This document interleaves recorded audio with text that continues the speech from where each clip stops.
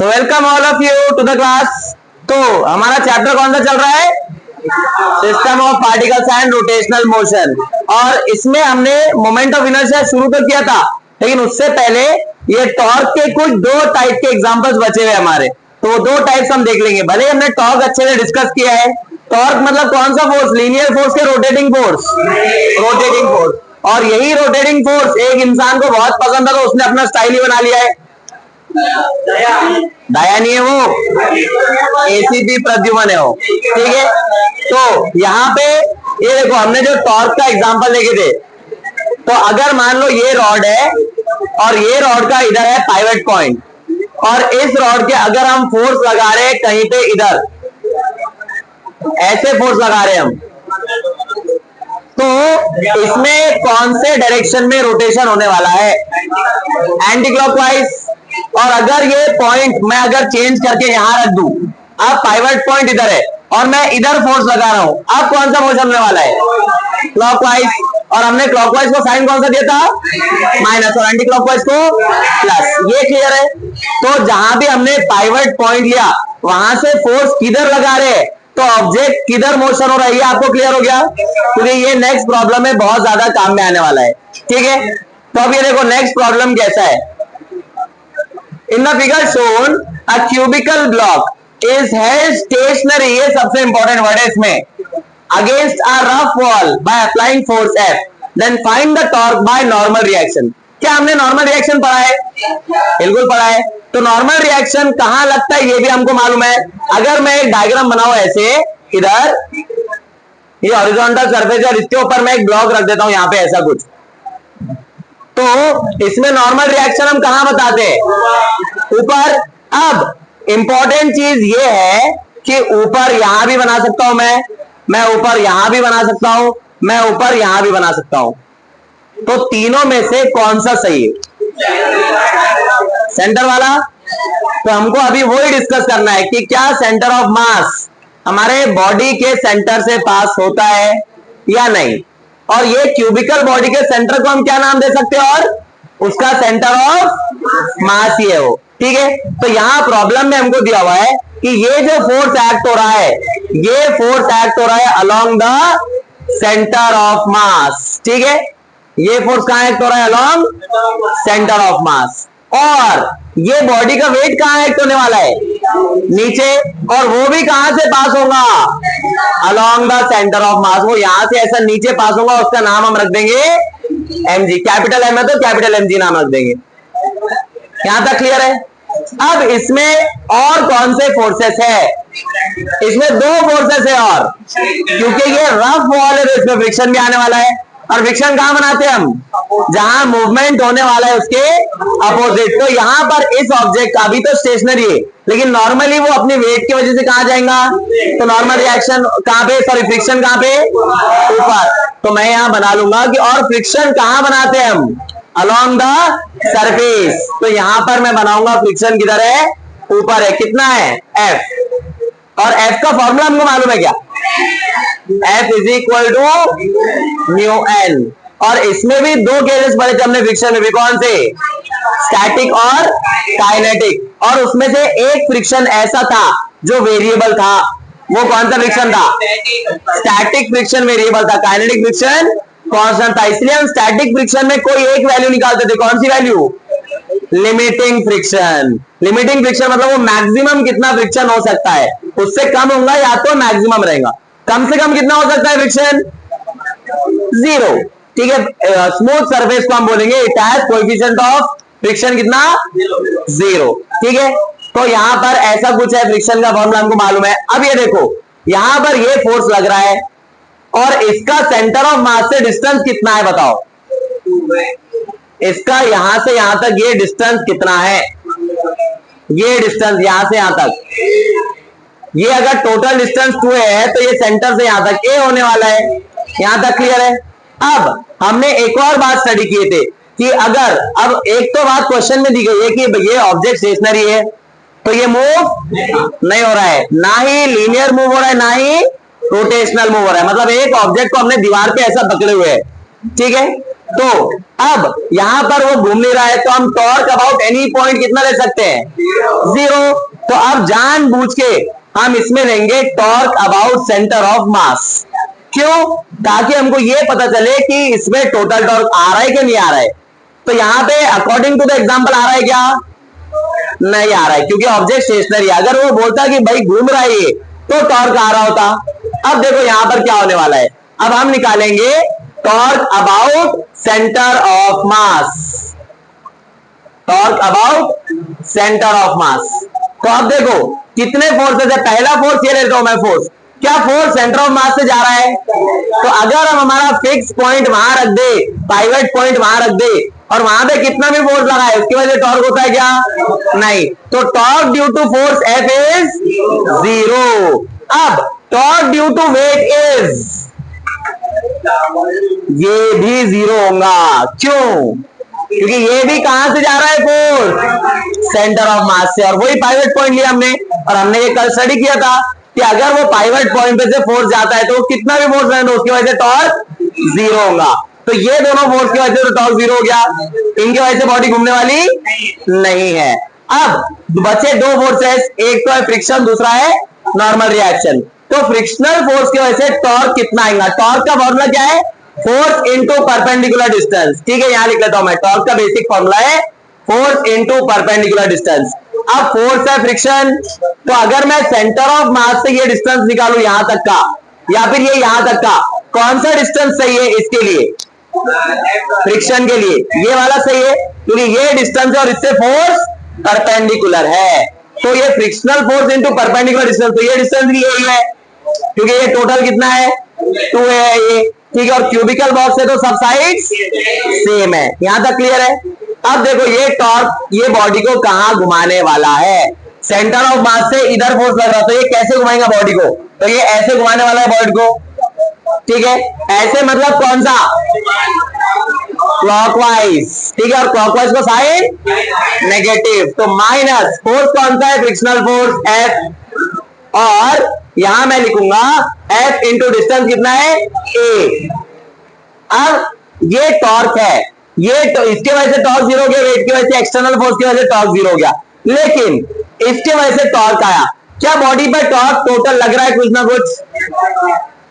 मतलब क्वेश्चन में तो दिया है कि 0 है, लेकिन यहां हमारा आ गया, मतलब इसको बैलेंस करने वाला कोई दूसरा टॉर्क भी होना ही चाहिए, क्योंकि अगर वो नहीं रहा तो ये बॉडी घूम जाती। और क्वेश्चन में क्या दिया? बॉडी घूम रही है क्या? नहीं, बॉडी स्टेशनरी है। तो ये देखो बॉडी क्यों नहीं घूमेगी? क्योंकि इस पे एक फोर्स बचा हुआ है, कौन सा? Normal reaction. अब ये देखो, अगर मैं नॉर्मल रिएक्शन यहां ले लूं ऐसे, तो इसके वजह से बॉडी कहां घूमेंगी? ये सेंटर ऑफ मास से ऊपर है, तो ये ऐसा फोर्स लगा रहे, तो ये भी क्लॉकवाइज ही घूमेगा। तो क्या वो फोर्स कैंसिल होंगे? नहीं, इसका मतलब नॉर्मल रिएक्शन यहाँ पे नहीं है। फिर नॉर्मल रिएक्शन कहां? यहां कहीं तो हो सकता है। ये देखो यहां पॉसिबल है क्या? ये सेंटर ऑफ मास, ये पाइवट पॉइंट है, इधर फोर्स लगा है, तो ये बॉडी को ऐसे घुमाएगा एंटी क्लॉकवाइज। तो ऑलरेडी एक क्लॉकवाइज और दूसरा एंटी क्लॉकवाइज था, तो वो दोनों एक दूसरे को कैंसल कर सकते हैं। इसीलिए normal reaction centre of mass पे लगने वाला है क्या? नहीं, वो कुछ तो डिस्टेंस पे लगने वाला है, वो डिस्टेंस को नाम दे देते हैं हम, कुछ तो डिस्टेंस है ये वाला x। ठीक है, और यहां पे लग रहा है हमारा कौन सा रिएक्शन? Normal reaction. अब इसके वजह से कौन सा मोशन होने वाला है? एंटी क्लॉकवाइज को प्लस से माइनस प्लस, तो ये लिखिए प्लस। अब फोर्स कौन सा है? Normal reaction. डिस्टेंस कितना है सेंटर ऑफ मास से? x, और टोटल टॉर्क कितना है? 0। ठीक है, यहां तक क्लियर है? ये तो हमने टॉर्क की इक्वेशन निकाले, क्योंकि ये स्टेशनरी है, इस पे टोटल फोर्स भी कितना है? 0, लीनियर फोर्स भी 0 है। तो इसमें मेरे को बताओ ऊपर कितने फोर्सेस है इस डायग्राम में? एक ही है, कौन सा? Friction force. और नीचे कौन सा है? mg। तो इस केस में हम बोलेंगे जितना ऊपर है उतने ही। तो क्या लिख सकता हूं मैं formula? F is equal to mg। क्या ये क्लियर है? अब यहां पे पहले हम निकाल लेते इसका फॉर्मूला। ये माइनस है तो इधर गया तो प्लस है, तो nx is equal to F A. ठीक है, ये ए डिस्टेंस एक्सेलरेशन नहीं है। एफ का फॉर्मूला आया क्या? तो ये आ गया mga। और यहाँ पे आ गया n इंटू एक्स। और हमको पूछा क्या था कि टॉर्क ही निकालना है, तो ये n इंटू एक्स टॉर्क ही है, ये टॉर्क ही है, तो टॉर्क कितना आ गया mga। अगर ये क्वेश्चन में वैल्यूज दिया कि mass of the object is 4 kg and the side of the cube is 5 metres, तो बताओ आंसर क्या आएगा। मास के जगह 4 kg रख दो, तो यहां रख देंगे 4 kg, g की वैल्यू 10 ले लो, और a की वैल्यू कितनी है, a की वैल्यू 5 नहीं है, मैंने ये साइड बोला 5 है, ये 2a है, तो अगर 2a 5 है तो ये कितना 5/2, तो यहां लिखना पड़ेगा 5/2। ये यूनिट को हटा देता हूं मैं भी, तो इसका आंसर क्या आएगा, यहाँ 2 1 जा 2 2 जा 2 5 जा 10 10 10 जा 100 यूनिट न्यूटन मीटर। तो ये क्या मिल गया हमको, torque due to normal reaction. इसमें फोर्स कौन सा है, नॉर्मल रिएक्शन, तो ये क्या मिल गया हमको, torque due to normal reaction. और यहां से एक बहुत इंपॉर्टेंट बात मालूम पड़ी, क्या टॉर्क सेंटर ऑफ मास में लगता है, नहीं लगता है, उसके आसपास कहीं लगेगा। तो आगे के एग्जांपल्स में भी यही यूज करना है हमको। क्या ये एग्जांपल क्लियर है, तो चलो बढ़ते हैं आगे।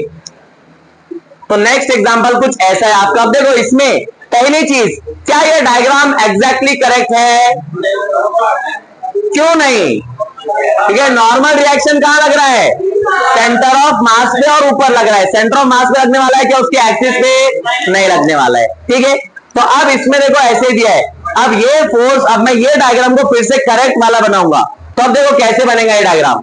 तो ये डायग्राम कुछ ऐसे बन जाएगा, ये हमारा फ्लोर है, इसमें एक ब्लॉक रखा हुआ है, और ये ब्लॉक पे कैसे फोर्सेस है, ये जो फोर्स है ये पास हो रहा है आपका सेंटर ऑफ मास से, ये जो फोर्स है वो कहां से पास हो रहा है, सेंटर ऑफ मास से। और ये W किस लिए डिनोट किया होगा, वेट के लिए। तो वेट देखो कहां से पास हो रहा है, तो वेट पास हो रहा है आपका अगेन सेंटर ऑफ मास से। अब फ्रिक्शन तो है यहाँ पे, ये तो हमको पता ही है, फ्रिक्शन सही है गलत दिया हुआ इसमें, फ्रिक्शन तो सही है क्योंकि वो सरफेस पे ही रहने वाला है। और एक फोर्स कौन सा लगने वाला है, नॉर्मल रिएक्शन। क्या वो सेंटर पे लगेगा, नॉर्मली सेंटर के थोड़ा सा राइट में, अब राइट में नहीं लगेगा, वो डिपेंड करेगा कि फ्रिक्शनल फोर्स किधर है। अगर फ्रिक्शनल फोर्स राइट में रहा तो ये सेंटर के लेफ्ट में रहेगा, फ्रिक्शनल फोर्स लेफ्ट में तो ये सेंटर की थोड़ा सा। ऐसा क्यों बोल रहा हूं मैं, क्योंकि उसका टॉर्क दोनों का क्या होना चाहिए, कैंसल होना चाहिए, तभी ये केस होने वाला है, नहीं तो ये केस पॉसिबल नहीं है, ठीक है। अब यहाँ पे फोर्स दिया है, कुछ ना कुछ फोर्स जीरो है क्या, नहीं, कुछ ना कुछ फोर्स है F। तो मैं नॉर्मल रिएक्शन पहले बना लेता हूं। तो नॉर्मल रिएक्शन यहाँ कहीं तो बनने वाला है, फिर से उसको कुछ डिस्टेंस नाम दे देंगे, क्या डिस्टेंस नाम दे देंगे इसको, यहां से यहां तक कुछ डिस्टेंस x है, ठीक है। और इसका साइड मान लेते हैं कुछ तो a है फिर से। अब सेम चीज लगाओ, पहले मैं ट्रांसलेशनल इक्विलिब्रियम लगाता हूं। ट्रांसलेशनल इक्विलिब्रियम मतलब एक्स एक्सिस में और वाई एक्सिस में, लेकिन एक्स एक्सिस में इक्विलिब्रियम पे है क्या, हो नहीं है, वाई एक्सिस में है, क्योंकि वाई एक्सिस में ऑब्जेक्ट मूव नहीं हो रहा है। क्लियर है यहां तक। तो अब बनाओ इसमें इक्वेशन कैसी बनेगी। तो सबसे पहले तो हम इक्वेशन बनाएंगे, इसकी टॉर्क की इक्वेशन बना लेते हैं। चलो तो मेरे को बताओ, torque due to force is, क्यों, जो सेंटर ऑफ मास से पास हो रहा है और ऑब्जेक्ट सीधा चल रहा है, अभी सीधा चलते चलते वो घूम नहीं रहा है, ठीक है। ये केस कभी कभी होता है। अब मान लो एक चादर है, नीचे ब्लैंकेट है, और उस पे एक ऑब्जेक्ट रखा हुआ है, हैवी ऑब्जेक्ट, और वो आप मूव कर रहे हैं, तो वो मूव करते करते कभी कभी रोटेट भी हो जाता है। तो वो भी एग्जांपल हम आगे देखने वाले हैं। यहां तक क्लियर है। तो चलो बनाते हैं इसके फोर्सेस या टॉर्क। तो वेट की वजह से टॉर्क कितना, जीरो, क्यों, क्योंकि ये भी सेंटर ऑफ मास पे एक्ट हो रहा है। फोर्स की वजह से भी टॉर्क जीरो, तो इसके वजह से फ्रिक्शनल फोर्स की वजह से टॉर्क बताओ। वो तो फोर्स का फॉर्मूला हो गया, F = μn। यहाँ पे इस फोर्स की वजह से कैसा घूमने वाला है ये, क्लॉकवाइज। क्लॉकवाइज मतलब फिर से नेगेटिव। कितना फोर्स है F, और इसका डिस्टेंस कितना है सेंटर ऑफ मास से, ये वाला डिस्टेंस, ये a था तो इसका आधा a/2, क्योंकि फिर से ये क्यूबिकल बॉक्स दिया है। तो यहाँ पे आंसर आने वाला है F × a/2। 2। अब नॉर्मल रिएक्शन की वजह से वो ऐसे घूमने वाला है, ऐसा मतलब एंटी क्लॉकवाइज, और एंटी क्लॉकवाइज डिस्टेंस कितना है, तो यहाँ पे हम लिखेंगे plus n into X is equal to 0। तो अब आंसर क्या आएगा, n into X is equal to f into A by 2। अब यहाँ पे आपको दोनों क्वेश्चन पूछ सकता है, या तो नॉर्मल रिएक्शन निकालो पूछेगा, या तो बोलेगा find the distance through which the normal reaction is acting. तो उसके लिए फिर आपको x निकालना पड़ेगा। तो x का आंसर क्या आएगा, F A upon 2n। n f का फॉर्मूला क्या है, म्यू n। तो आंसर क्या आ जाएगा फिर, n क्या बचा, म्यू ए बाय 2। ये आपका आ गया x का आंसर। अब इस पे प्रॉब्लम कैसे आएगा, म्यू की वैल्यू दे देगा, ए की वैल्यू दे देगा।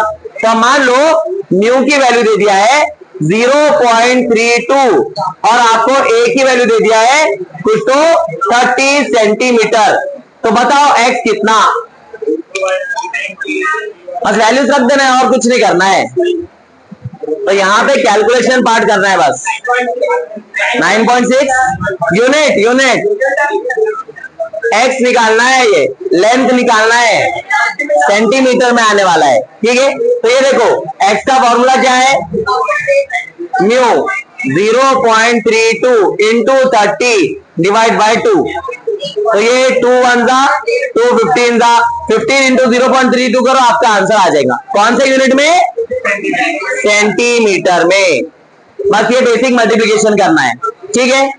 तो चलो बढ़ते हैं हम यहां से, और एक क्वेश्चन इसमें, ये डिस्टेंस कहां से निकाले हमने, सेंटर ऑफ मास से। अगर ये हमको डिस्टेंस पूछता है कि ये एंड से निकालो, तो हमको क्या करना पड़ेगा, उसमें a/2 ऐड करना पड़ेगा, क्योंकि यहां से यहां तक कितना है, a/2 है, क्योंकि टोटल कितना बोला मैंने, ये a है। तो ये डिपेंड करता है कि कहां से पूछा है, ठीक है। टॉप से पूछा है तो टॉप से तो टेंशन नहीं रहेगा, टॉप से तो डिस्टेंस का काम ही नहीं है ज्यादा, ठीक है। तो चलो बढ़ते हैं आगे। अब ये क्वेश्चन है, अब इसमें भी सब सेम चीजें करना है। ये मास m दिया हुआ है आपको, ठीक है, और यहाँ पे भी वही केस बोल रहा है। अब यहाँ पे कोई फोर्स लगाने की जरूरत है क्या, नहीं, इसका वेट ही इसको नीचे खींचने वाला है। तो इसमें अब फिर से कितने फोर्स लगने वाले हैं, अब ये देखो इसके फोर्सेस बनाते हैं, ऐसे फोर्सेस हमने और कौन से चैप्टर में बनाए थे, लॉज ऑफ मोशन में। अब सेम वही चीज करना है। तो सबसे पहले सबसे इजी फोर्स कौन था, वेट, कितना नीचे, mg। तो यहां लिख लेता हूं मैं, ये वेट का फोर्स आ गया हमारा mg। अब नॉर्मल रिएक्शन किधर बनेगा, ऐसे सरफेस से परपेंडिकुलर। तो अब देखो यहां पे नॉर्मल रिएक्शन मैं बनाता हूं इधर ऐसा, तो ये बन गया हमारा नॉर्मल रिएक्शन। अब ये वेट के नीचे हमको बनाना है उसके कंपोनेंट्स। तो इसका एक कंपोनेंट बनेगा यहाँ पे और दूसरा कंपोनेंट बनेगा यहाँ पे, राइट। अब ये देखो अगर ये थीटा है तो ये कितना है, 90 माइनस थीटा। तो ये mg का इधर कौन सा कंपोनेंट आएगा, mg cos 90 minus theta, cos 90 minus theta is sin theta. तो ये हो जाएगा mg sin थीटा, और ये कौन सा हो जाएगा फिर, mg cos थीटा। क्या यहां तक क्लियर है। तो चलो बढ़ते हैं आगे। अब इन फोर्सेस में से अभी और एक फोर्स बचा हुआ है, कौन सा, फ्रिक्शनल फोर्स। तो फ्रिक्शनल फोर्स कहां बनाएंगे, फ्रिक्शनल फोर्स यहां बनाना पड़ेगा। क्यों, क्योंकि ऑब्जेक्ट नीचे आ रहा है तो फ्रिक्शनल फोर्स ऊपर जाएगा। तो अब आप इसमें निकाल सकते हैं आंसर। अब फिर से वही केस होने वाला है कि भाई ये जो फोर्स है mg sin centre of mass पे लग रहा है, तो उसके वजह से टॉर्क 0, इसके वजह से टॉर्क 0। तो टॉर्क किसके वजह से आने वाला है, एक तो फ्रिक्शन, दूसरा नॉर्मल रिएक्शन। तो वही सेम चीज करना है और आंसर निकालना है, ठीक है। क्लियर है यहां तक। अब एक और चीज, मेरे को n का आंसर अभी भी मालूम है पहले से ही। n का आंसर कितना है, mg cos थीटा, ठीक है। तो यहाँ पे आप n का ये वैल्यू रख के फिर आंसर निकाल सकते हैं। और f का फॉर्मूला क्या रखेंगे, f is equal to mu n। तो उसमें n की जगह mg cos थीटा रखना पड़ेगा। क्लियर है। तो फिर इससे आपका आंसर, आपकी इक्वेशन बनने वाली है। तो ये समझ में आया इक्वेशन कैसे बनती है। तो इसका ये इतना पार्ट आपके होमवर्क के लिए कि इसकी इक्वेशन बनाना है, वैसे ही बनाना है जैसे पहले बनाए थे, जैसे इस केस में बनाए थे हमने और इस केस में, ठीक है। तो चलो बढ़ते हैं आगे। अब यहां पे देखो रिजल्टेंट फोर्स दिया हुआ है, मतलब एक्चुअल फोर्स कहां है। ये F cos थीटा, ये F sin थीटा है। इसका मतलब एक्चुअल फोर्स आपका यहां कुछ है, और एंगल किधर है, ये ऊपर है कि नीचे है, कैसे मालूम है, क्योंकि ये cos कंपोनेंट थीटा को चिपक के रहता है। अब देखो ये बराबर दिया नॉर्मल रिएक्शन, ये सेंटर ऑफ मास से दिया गया नहीं, तो ये इक्वेशन करेक्ट है। अब फिर से इसमें वही काम करना है।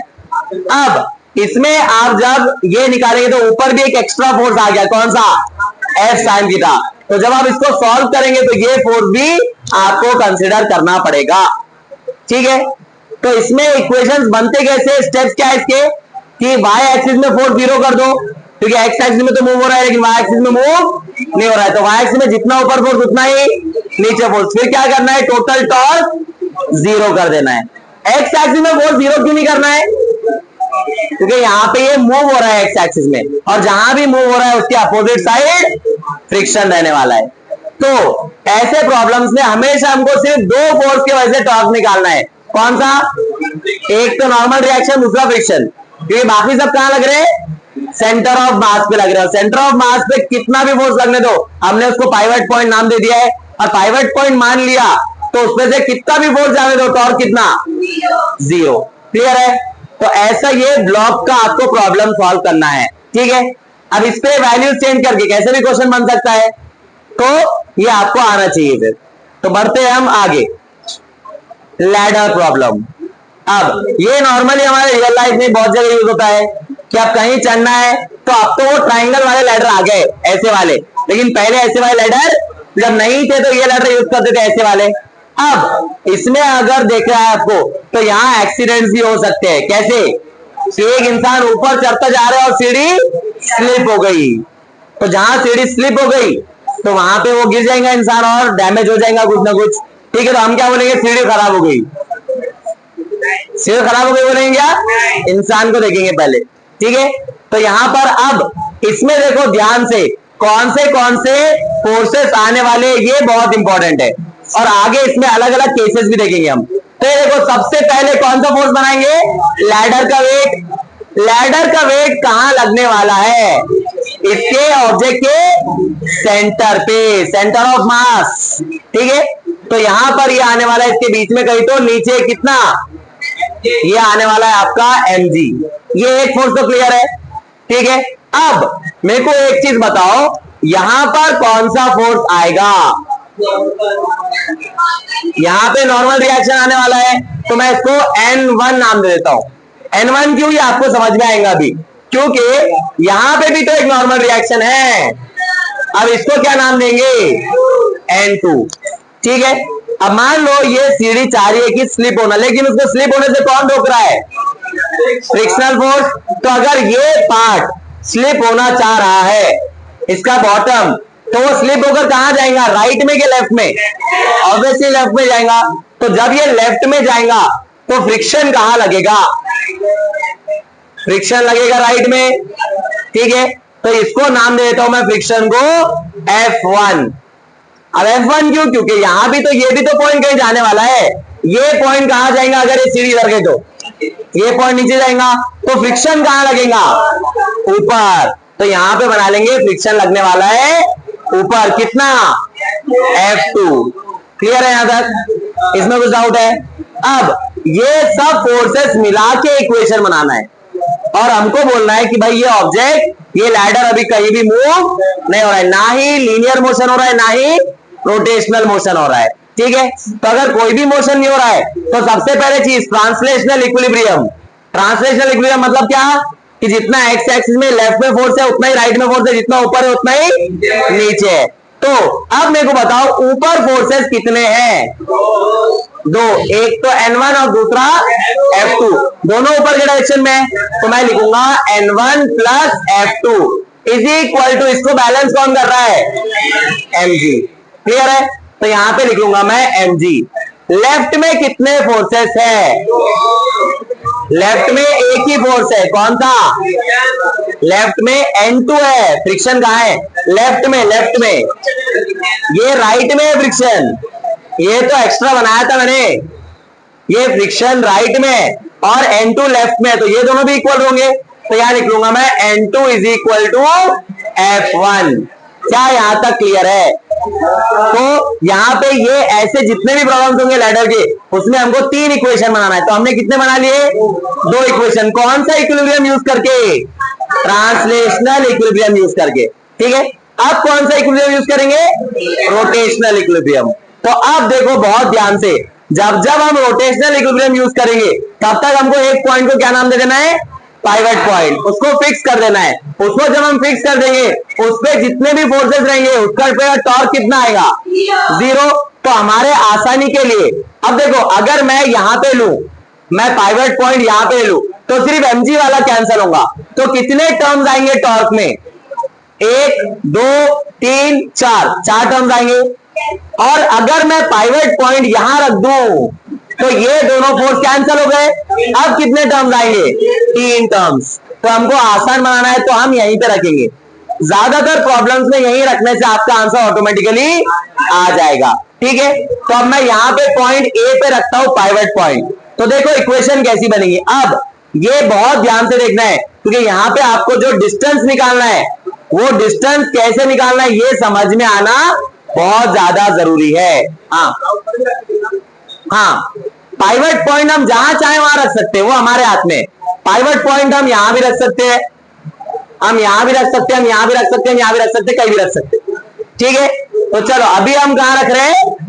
पॉइंट ए पे रख रहे हैं। तो पॉइंट ए पे जितने भी फोर्सेस है उसके वजह से टॉर्क 0। अब फिर से बोल रहा हूं मैं, टॉर्क का बेसिक फॉर्मूला लिखते हैं। बहुत इंपॉर्टेंट चीज, आर परपेंडिकुलर इनटू एफ। मतलब फोर्स और ये डिस्टेंस कैसे होना चाहिए? परपेंडिकुलर।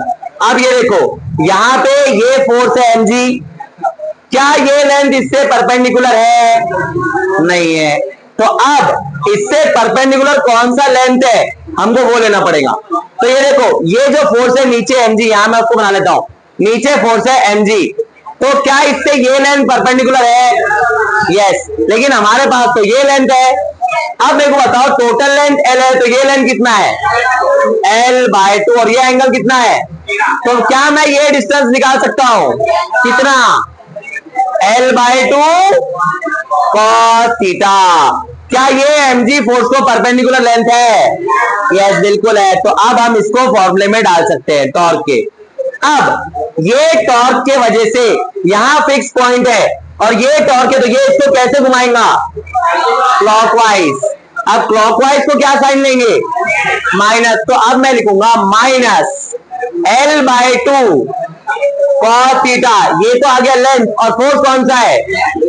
mg। क्या ये क्लियर है? ये सबसे इंपॉर्टेंट स्टेप है। अब इसके बाद और कौन सा फोर्स है? ये 2 फोर्सेस है। ठीक है, और एक बार देख लेंगे इसको। पहले एक बार पूरा एक्सप्लेन कर देता हूं मैं, फिर एक और बार देखेंगे।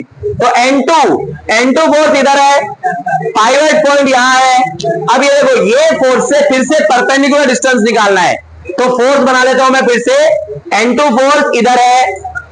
अब मेरे को ये बताओ, इससे परपेंडिकुलर डिस्टेंस हम ये वाला बनाएंगे। अब ये डिस्टेंस कहां से बनाना है? पॉइंट ए से। लेकिन फिर से हमारे पास कौन सा डिस्टेंस है? हमारे पास तो ये डिस्टेंस है, और एंगल भी कौन सा है? एंगल भी ये वाला है हमारे पास, एंगल भी ये वाला है। तो अब मेरे को बताओ, अगर ये एंगल थीटा है तो ये भी एंगल थीटा है, z बन रहा है। अब ये फोर्स कौन सा है? N2। तो यहां लिख देता हूं मैं N2, और ये डिस्टेंस मेरे को निकालना है, ये डिस्टेंस L है। तो अब मेरे को बताओ, ये L का इधर कौन सा बनेगा? L cos theta. और ये कितना डिस्टेंस? L sin theta. क्या ये क्लियर है? अब देखो, N2 फोर्स के लिए डिस्टेंस आ गया L sin थीटा, और ये जो N2 फोर्स ऐसा लग रहा है, ये फिक्स पॉइंट है, तो ये कैसे घुमा रहा है? एंटी क्लॉकवाइज है। तो मैं यहां लिखूंगा प्लस, कितना डिस्टेंस आया? L sin theta. और फोर्स कौन सा है? N2। क्या यहां तक क्लियर है? अब एक फोर्स बचा, कौन सा? F2 बचा भाई फोर्स। अब देखो, मैं फिर से ये फोर्स बनाऊंगा F2। F2 फोर्स किधर है? कौन से डायरेक्शन में? ऊपर है। ये F2 फोर्स है आपका। ठीक है, ये हमारा F2 फोर्स है। तो इसका परपेंडिकुलर डिस्टेंस कहां बनेगा? ये ऐसा वाला बनेगा। कहां से? पॉइंट ए से। अब मेरे को बताओ, क्या हम पॉइंट ए से यहां तक का डिस्टेंस निकाल सकते हैं? अब ये हमको फिर से कौन सा डिस्टेंस मालूम है? हमको ये वाला डिस्टेंस मालूम है। ये डिस्टेंस कितना है? एल, और ये थीटा है, तो ये कितना? अभी हमको ये वाला चाहिए, तो ये है एल कॉस थीटा। तो डिस्टेंस आ गया, फोर्स कौन सा है? F2। तो टॉर्क, और ये कैसे घुमाने वाला है? तो क्या लिखूं? प्लस क्या? L cos theta into F2। और टोटल टॉर्क कितना है इस पे? 0। तो ये इक्वेशन नंबर 1, इक्वेशन नंबर 2 और इक्वेशन नंबर 3। ऐसे इसके हर क्वेश्चन में आपको ये 3 इक्वेशन बनाना ही है, और ये 3 इक्वेशन से ही इसका आंसर आने वाला है। अब देखो, अब क्या बनाएंगे हम?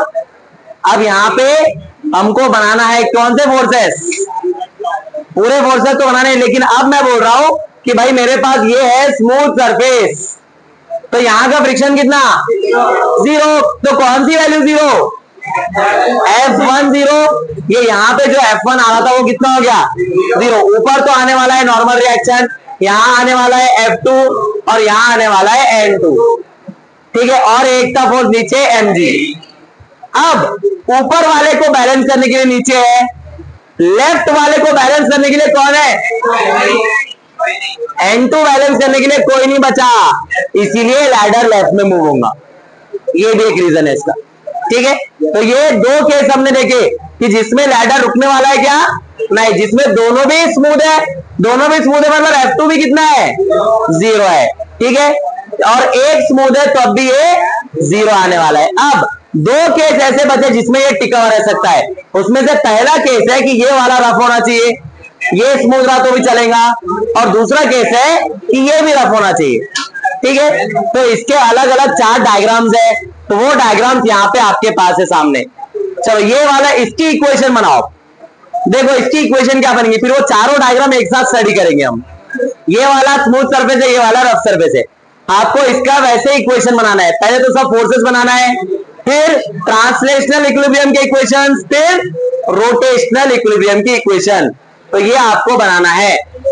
तो चलो यहां पे बताओ मेरे को, फोर्सेस कौन कौन से आएंगे, किधर आएंगे बताओ। पहले तो यहां पे एक फोर्स आएंगी, मैं बनाऊंगा, तुम नाम बताओ। इधर कौन सी फोर्स? इधर फोर्स आएंगी N1, जिसको पूछा है उन्होंने बोलना है। हाँ, इधर कौन सी force? F1, correct, very good. अब मेरे को बताओ, इधर कोई फोर्स आएगा क्या? इधर कोई फोर्स आएगा क्या? नहीं आएगा। क्यों नहीं आएगा? ये स्मूथ है, फ्रिक्शन है ही नहीं। और F is equal to mu N लगाऊंगा मैं, तो म्यू कितना है? तो F भी कितना है? तो F2 तो 0 हो गया। और एक फोर्स इधर कौन सा आएगा? इधर N2 आने वाला है, वो 0 होगा क्या? वो कब 0 होगा? यहां पे आया N2, ठीक है। तो ये N2 कब 0 होगा? जब सीढ़ी हमारी दीवार से कांटेक्ट छोड़ देगी, क्योंकि नॉर्मल रिएक्शन कब तक रहता है? जब वो ऑब्जेक्ट कांटेक्ट में रहता है, ठीक है। क्लियर है यहां तक? तो इतने फोर्स आ गए। अब हमको निकालना है पहले तो, और एक फोर्स बचा हुआ है mg। तो नीचे कितना? mg। अब बताओ ऊपर कितने फोर्सेस है? ऊपर एक ही फोर्स है N1, F2 तो 0 है। तो यहां हम क्या लिखेंगे? ऊपर है आपका N1 और नीचे कौन है? mg। ये हो गई पहली इक्वेशन। दूसरी इक्वेशन, यहां लेफ्ट में कितने फोर्स है? N2, और राइट में यहां सीधा सीधा लिखूंगा मैं, N2 is equal to F1, और F1 के जगह पे क्या मैं म्यू एन लिख सकता हूं? हमेशा नहीं। क्यों नहीं? क्योंकि ये अभी मैं बोल रहा हूं ये स्टैटिक है, तो ये स्टैटिक है, तो यहाँ फ्रिक्शन कौन सा रहेगा? Static friction. और स्टैटिक फ्रिक्शन अपनी वैल्यू को चेंज कर सकता है। तो फिर यहां पे हम म्यू एन कब लिखेंगे? जब आपके क्वेश्चन में रहेगा it is just about to slip, मतलब अब बस स्लिप होने ही वाला है।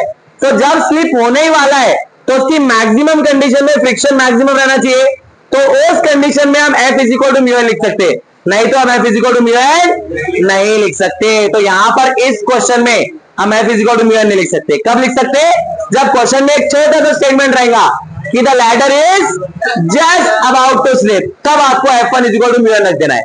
और ये क्वेश्चन में यहां पे तो इसका म्यू कितना है और इसका म्यू कुछ ना कुछ रहेगा क्योंकि रफ सरफेस है, और दोनों रफ रहे तो दोनों का म्यू सेम भी हो सकता है, दोनों का म्यू अलग भी हो सकता है। ठीक है, तो चलो बढ़ते हैं आगे। तो यहां पर ये दो इक्वेशन तो हो गए, अब बनाना है रोटेशन की इक्वेशन, रोटेशनल इक्विलिब्रियम की। तो अब फिर से मैं इसको क्या बोल दूंगा, पाइवट पॉइंट ए। अब देखो इसको पाइवट पॉइंट मिलने से बहुत अच्छा काम हुआ, पहले फोर्सेस थे 1 2 3 4, 4 में से 2 कम हो गए तो अब तो 2 की इक्वेशन बनेगी तो और आसान हो जाएगा। ठीक है, तो अब देखो इसकी इक्वेशन कैसे बनने वाली है। तो mg के वजह से कहां घूमने वाला है, क्लॉकवाइज। तो पहले मेरे को ये लेंथ, अगर मैं अब देखो मैं लेंथ की वैल्यू अलग मान रहा हूं, ध्यान से लेंथ की वैल्यू है 2l, तो यहां तक कितना l, तो ये लेंथ आ गई l, तो मेरे को ना ये फोर्स के परपेंडिकुलर मतलब ये वाली लेंथ कितनी l cos थीटा, क्लॉकवाइज घूमने वाला है माइनस, तो मैं लिखूंगा total torque is equal to जो आने वाला है 0, तो इसकी वैल्यू कितनी है minus mg into l cos theta. क्या ये क्लियर है? अब ये तो हो गया mg का काम। अब यहाँ पे तो एक ही फोर्स है, कौन सा N2। अब N2 की वजह से किधर घूमने वाला है, एंटी क्लॉकवाइज, तो प्लस लिख लेंगे, प्लस N2 वाला फोर्स है N2। अब यहां पर मेरे को यहां तक का डिस्टेंस चाहिए, ये वाला डिस्टेंस, तो ये 12 और ये वाला साइड थीटा से दूर 12 साइन थीटा। क्या ये क्लियर है? अब इसको उधर रख दो, हो गया आंसर।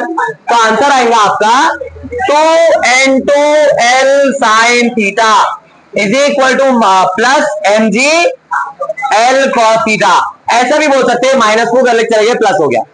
अब क्या क्या कैंसिल होने वाला है, यहां पे आपका l कैंसिल हो गया और कुछ नहीं होगा कैंसिल। तो आपको क्वेश्चन में ऐसा भी पूछ सकता है, find the value of n2, तो n2 का आंसर आ जाएगा आपका mg cos theta upon 2 sine theta, cos theta upon sine theta, mg bye 2 cos theta upon sine theta, cos theta होता है। ये ऐसा भी ऑप्शन में आ सकता है, ये ऐसे क्वेश्चंस पूछे जा चुके हैं कि n2 निकालो। अब मेरे पास n2 है तो f1 भी आ गया। अब क्वेश्चन में n2 नहीं पूछा, f1 पूछा, तो क्या आंसर है, यही आंसर है, क्योंकि n2 is equal to f1 है, और यहाँ पे n1 का आंसर तो ऑटोमेटिक आ गया। तो कभी कभी कंबाइन क्वेश्चन भी आता है, find the value of n1 and n2। तो n1 एंड n2 की जगह इसको वर्ड्स में कैसा पूछेगा, find the normal reaction by both the surfaces, horizontal surface as well as vertical surface. तो हॉरिजॉन्टल सरफेस से कितना है नॉर्मल रिएक्शन, n1 कितना है mg, और वर्टिकल सरफेस से कितना है normal reaction n2, mg bye 2 cos थीटा। ठीक है, यहां तक कुछ डाउट है? अब अगर मैंने यहां पे आपको बोल दिया थीटा 45 है, तो cos थीटा कितना 1, तो बचेगा mg बाय 2। अब क्वेश्चन ये है कि find the resultant force of both the normal reaction, दोनों नॉर्मल रिएक्शन का रिजल्टेंट निकालना है। तो पहला नॉर्मल रिएक्शन ऊपर है, दूसरा नॉर्मल रिएक्शन इधर है, एक ऐसा फोर्स है, एक ऐसा फोर्स है, इनका रिजल्टेंट कहां आएगा, ऐसा आएगा। और इसको निकाल सकते हैं क्या हम, कौन सा फॉर्मूला है, vectors, r is equal to under root a square plus b square plus 2ab cos theta. Theta कितना है 90 डिग्री, cos 90 0, तो बचेगा under root a square plus b square, मतलब under root mg square plus under root mg bye 2 cos theta का square. उसको solve करना पड़ेगा तो आंसर आएगा। ठीक है, क्लियर है यहां तक? इसमें कुछ डाउट है?